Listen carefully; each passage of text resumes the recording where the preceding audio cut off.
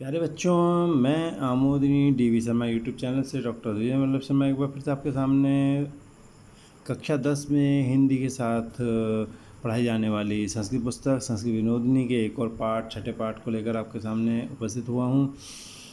मैंने आपको पहले ही बताया, हम क ख भागों में पाठों को पढ़ाते हैं, क भाग में पढ़ाते हैं, ख भाग में उसके क्वेश्चन आंसर करते हैं ताकि आप अपनी सुविधा अनुसार जो वीडियो खोलना चाहें वो खोल सकें। क खोलें या ख खोलें। मैं आपको एक बात और बताना चाहता हूँ कि हाँ, आपको अगर आसानी से ये सब पाठ पढ़ने हैं तो आप जो है AMODINI DV Sharma YouTube channel पर जाएं और वहां पर जाकर प्लेलिस्ट में जाएं। प्लेलिस्ट में आपको क्लास वाइज लेसन वाइज सारे लेसन मिल जाएंगे। एक बात और आपको कहनी है, और वो ये है कि अगर आपको ये पढ़ाने का तरीका और प्रश्नोत्तर का तरीका पसंद आता है तो आप इसे लाइक सब्सक्राइब करें। और अगर आपको लगता है इसमें कोई गलत बात है या आपको कुछ समझ नहीं आ रहा है या आपको लगता है तरीका गलत है, आप कमेंट में ज़रूर लिखें और तो ये उसमें क्या सुधार करना चाहिए। एक बात आपको और कहनी है कि हमने इसी आमोदिनी चैनल पर 6, 7, 8 की आमोदिनी पुस्तक और 9, 10 की सेवसी पुस्तक के तमाम वीडियोस भी डाले हैं। ग्रामर के वीडियोस भी हम अपलोड करेंगे। तो चलिए शुरुआत करते हैं संस्कृत विनोदिनी के एक और पाठ, उस छठे पाठ की, जिसका नाम है षष्ठा पाठ है। छठा पाठ पावनम हरिद्वारम, पावन हरिद्वार, पवित्र हरिद्वार। ठीक है, चलिए पढ़ते हैं। परिचय देते हैं थोड़ा सा। हरिद्वार नगरी केवल उत्तराखंड वासियों के लिए ही महत्वपूर्ण नहीं है, अपितु संपूर्ण विश्व में इसकी आध्यात्मिक प्रतिष्ठा है, माने धार्मिक प्रतिष्ठा है। भारतीय संस्कृति में मोक्ष प्रदायिनी माने मोक्ष देने वाली सप्तपुरियों में 7 पुरियों में मायापुरी अर्थात हरिद्वार की गणना की गई है। गंगा के पावन तट पर बसा हरिद्वार विदेशियों के लिए भी आकर्षण का केंद्र है। विदेशी यहाँ बहुत आते हैं। यहाँ अनेकों विश्व प्रसिद्ध मंदिर हैं जिनमें आराधना पूजा की अभिलाषा लिए भारी जन समुदाय संपूर्ण वर्ष भर यहाँ पर देखा जा सकता है। उत्तराखंड का गौरव इस नगर के बारे में छात्रों को जानकारी कराना ही इस पाठ का उद्देश्य है। चलिए पढ़ते हैं। पावनम हरिद्वारम, पावन हरिद्वार, पवित्र हरिद्वार। देवतात्मा हिमालय से, देवतात्मा जो हिमालय है उसके सुरम में मने सुंदर, अंचल मने आंचल में शिवालिक पर्वत शिखराणाम, शिवालिक पर्वत शिखरों के और शिवालिक पर्वत शिखरों के मध्य में नयनाभिरामम, नयनों को अभिराम ने बहुत सुंदर लगने वाला, प्रकृति सुषमा संपन्नम और प्रकृति की सुषमा यानी सुंदरता से संपन्न माने युक्त, रमणीयम सुंदर, हरिद्वार नगरम शोभते, हरिद्वार नगर की शोभा होती है, हरिद्वार नगर सुशोभित होता है।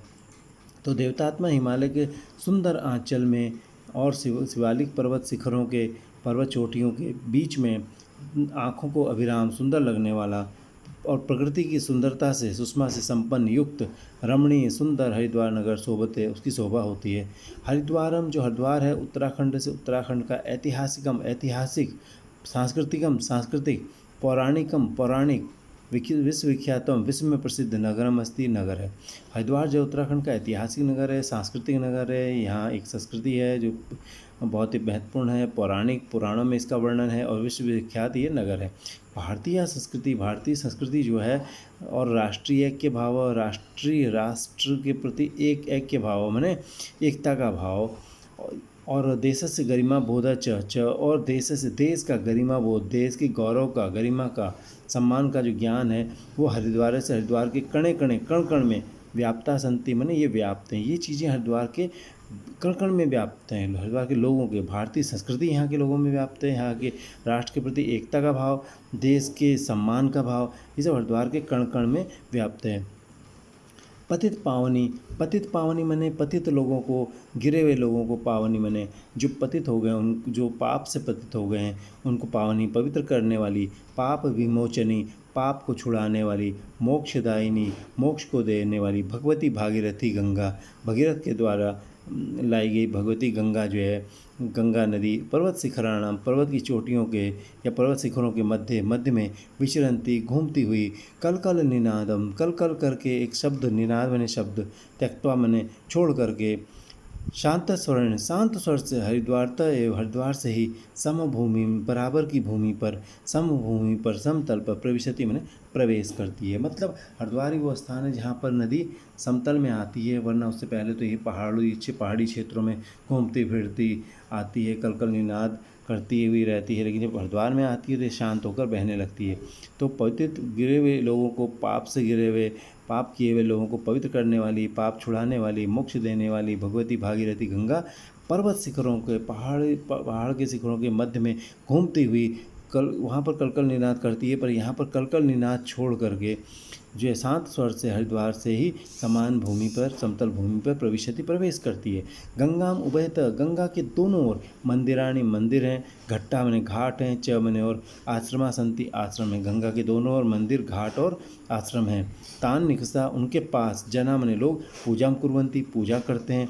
तान उनके, निकसा मने साम पास में, जना मने लोग, पूजा कुर्वंती, पूजा करते हैं। हरिद्वारम, हरद्वारम, स्वर्गद्वारम, तपोवनम, माया क्षेत्रम, मायापुरी, कपिलाश्रम, कपिला च मने और कपिला मने कपिल, अस्य एव, इसके ही, अस्य एव पुण्य क्षेत्र से, इसी पुण्य क्षेत्र के, हरिद्वार से, हरिद्वार के, अपराणी नामानी, दूसरे नाम, पुराणेषु, पुराणों में, वर्णितानि संति, वर्णित किए गए, यानी इसके बहुत सारे नाम हैं पुराणों में। हरिद्वार, हरिद्वार, हरद्वार, स्वर्गद्वार, तपोवन, माया क्षेत्रम, माया क्षेत्र, मायापुरी, कपिलाश्रम और कपिला।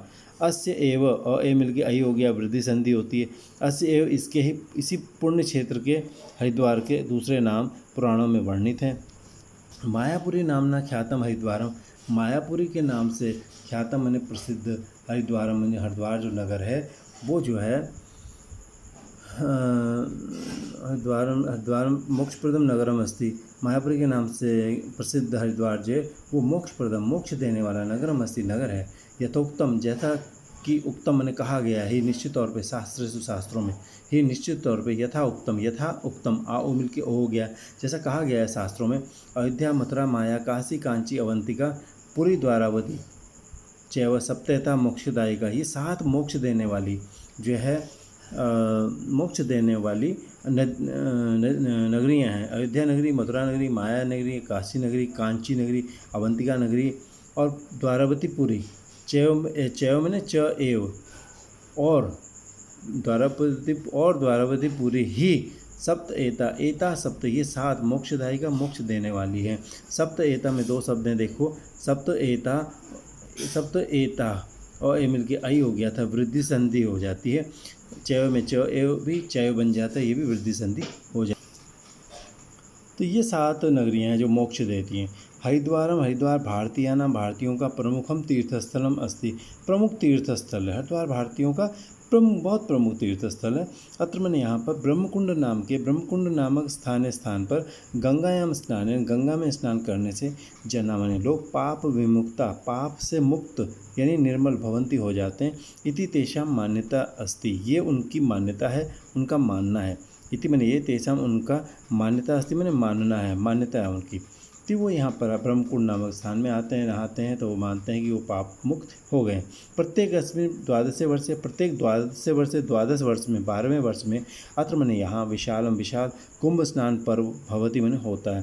प्रत्येक 12 वर्ष में 12 वर्ष में यहाँ पर विशाल कुंभ का स्नान का पर्व होता है, त्यौहार होता है।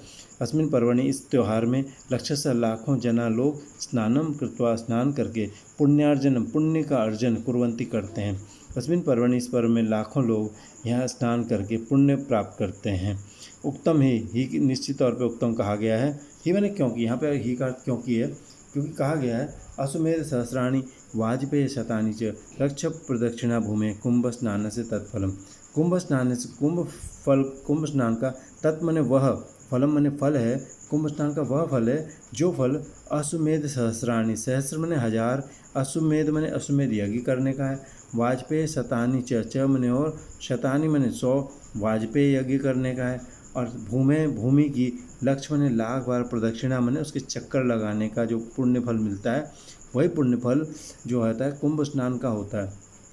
तो कुंभ स्नान का जो फल है वो हजारों अश्वमेध, सैकड़ों वाजपेय यज्ञ और लाखों बार भूमि की प्रदक्षिणा का जो फल है, वही फल कुंभ स्नान का मिलता है लोगों को।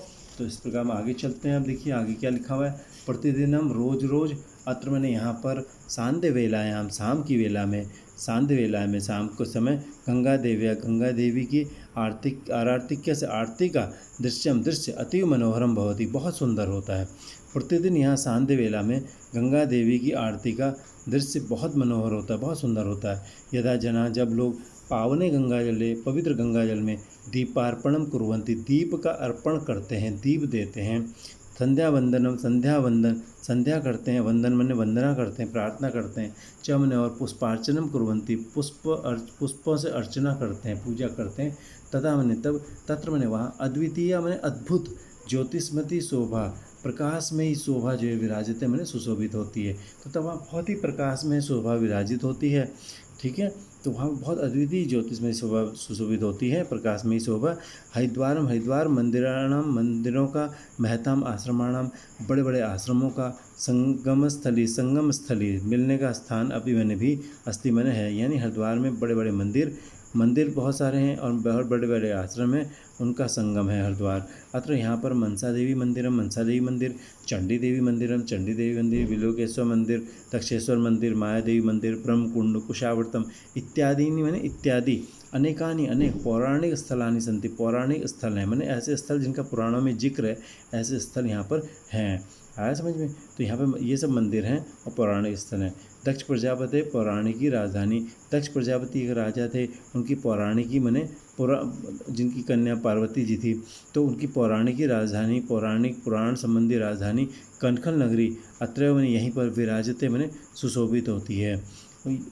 दक्ष प्रजापति की पौराणिक राजधानी कनखल नगरी यहीं पर विराजते सुशोभित होती है।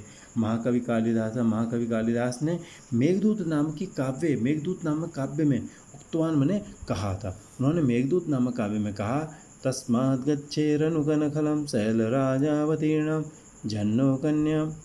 उन्होंने आज से 2000 साल पहले कालिदास ने लिखा था कि बादल को वो दूत बनाकर भेज रहे हैं अपनी पत्नी के पास, और वो बादल को कहते हैं तस्मात, इस कारण से, गच्छे बने जाओ, अनुकनखलम, कनखल होते हुए, कनखल के पीछे जाना तुम, और शैल राजा अवतीर्णाम, शैल राज पहाड़ से अवतीर्णाम उतरी हुई, जन्नो कन्या, जन्नु ऋषि की कन्या, जन्नु की कन्या यानी जाह्नवी, यानी जो है गंगा जी। ठीक है, तो तस्मात इस कारण से, ये इन्होंने आधा अधूरा श्लोक दिया है यहाँ पे, क्योंकि ये से बताना चाह रहे हैं कि कनखल का जिक्र हुआ है कालिदास के 2000 साल पहले लिखे गए ग्रंथ में भी। ठीक है, तो पुराने समय में दक्ष प्रजापति जो थे, अत्र उन्होंने यहाँ विशालम यज्ञ संपादितवान आसित, विशाल यज्ञ संपादित किया था, बड़ा यज्ञ उन्होंने यहाँ पे संपादित किया था, आयोजित किया था। तो दक्ष प्रजापति ने बहुत बड़ा यज्ञ आयोजित किया। हरिद्वार जो है उच्च शिक्षा है, ऊंची शिक्षा का, हायर एजुकेशन का, संस्कृत शिक्षा है, संस्कृत की शिक्षा का, योग शिक्षा है, योग की शिक्षा का, आयुर्वेद शिक्षा है, आयुर्वेद की शिक्षा का, च अपि और भी प्रौद्योगिकी शिक्षा है, प्रौद्योगिकी IT सेक्टर की जो शिक्षा होती है उसका भी केंद्रम अस्ति माने केंद्र है, जैसे IIT यहाँ पे है, तो प्रौद्योगिकी शिक्षा का भी केंद्र है। हरिद्वार उच्च शिक्षा, संस्कृत शिक्षा, योग शिक्षा, आयुर्वेद शिक्षा, प्रौद्योगिकी शिक्षा का भी केंद्र है। अत्र यहाँ पर गुरुकुल कांगड़ी विश्वविद्यालय, देव संस्कृति विश्वविद्यालय, उत्तराखंड संस्कृत विश्वविद्यालय, पतंजलि योगपीठ और पतंजलि योगपीठ, ये प्रमुखानि मैंने प्रमुख शिक्षण केंद्राणि सन्ति, शिक्षण केंद्र हैं। अत्र मैंने यहाँ पर Bharat heavy electrical limited BHEL तथा रुड़की नगर स्थितम, रुड़की नगर में स्थित भारतीय प्रौद्योगिकी संस्थानम, भारतीय प्रौद्योगिकी संस्थान IIT, अनेक नवनिर्मित नए बने हुए, अनेक नूतना, अनेक नए उद्योग यंत्रागार, उद्योग और यंत्रों के आगार, उद्योग यंत्रागार में उद्योग फैक्ट्रियाँ आदि, और उद्योग फैक्ट्री आदि देश की प्रगति में, देश से प्रगतो, देश की प्रगति में महत्वपूर्ण स्थान ददति, महत्वपूर्ण स्थान देते हैं, महत्वपूर्ण योगदान देते हैं। तो यहाँ पर ये BHEL और IIT वगैरह, ये अनेक नवनिर्मित, अनेक नूतन उद्योग की फैक्ट्रियाँ, यंत्रागार में फैक्ट्रियाँ देश की प्रगति में बहुत महत्वपूर्ण योगदान देते हैं। जैसे कुल में बहुत सारे यहाँ पे फैक्ट्रीज हैं। एवं प्रकारेण, इस प्रकार से पौराणिकी, पुराण संबंधी संस्कृति के साथ आधुनिक भारतीय विकास से, आधुनिक भारतीय विकास का प्रौद्योगिक्याच और प्रौद्योगिकी का, अत्र मैंने यहाँ दर्शनम कर्तुम शक्यते, दर्शन किया जा सकता है। एवं प्रकारेण, इस प्रकार पौराणिकी संस्कृति के साथ आधुनिक भारतीय विकास का और प्रौद्योगिकी का यहाँ दर्शन किया जा सकता है। ठीक है, तो आपको ये पाठ कैसा लगा पढ़ाने का तरीका? अगर पसंद आया तो आप इसे लाइक सब्सक्राइब कर सकते हैं, अगर पसंद नहीं आया तो आप कमेंट्स में लिखें क्या कमी रही है, ताकि हम अगली बार आपको अच्छे ढंग से पाठ दे सकें। तब तक के लिए आपसे विदा लेते हैं, धन्यवाद।